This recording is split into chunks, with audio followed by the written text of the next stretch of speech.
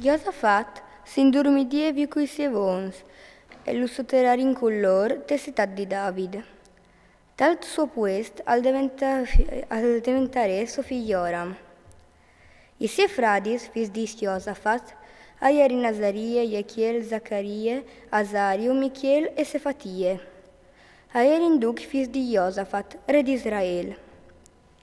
Il pari aveva fatto regali di che splendidi, arint, aur e robe di valore, insieme con le città rinforciate di Giude.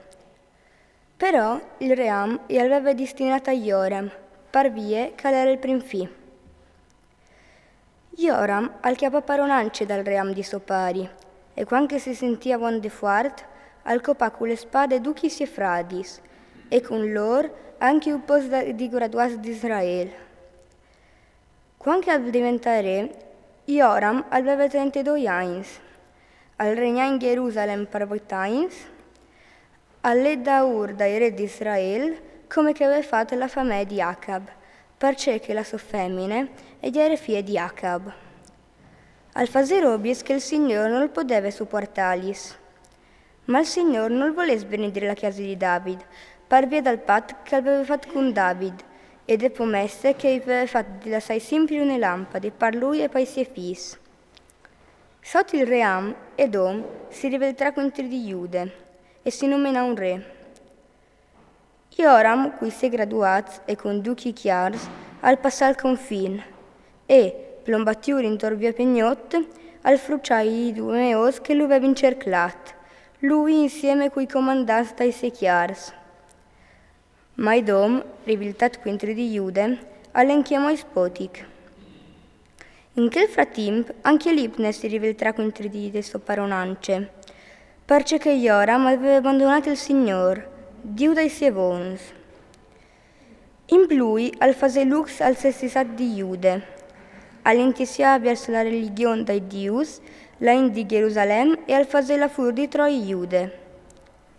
E arriva da parte dal profeta Elia un scritto che diceva: Signor, Dio di David Topari, al discussi, già che non tu siete l'astaur di Topari, Iosafat, e neanche di Asa, re di Giude, ma tu hai voluto la daur dai re di Israele, tu hai buttato la religione dai Dios Giude e dei di Gerusalemme, come che aveva fatto la famiglia di Acab, e tu hai sparfin copati te fradis, vadì la famiglia di Topari, oms duc miglior di te.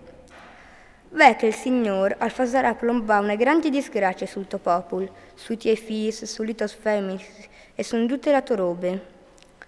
Tu verrai malattie orrendis, un mal intestino che ti farà saltare fuori i bludei al giro di 2 anni.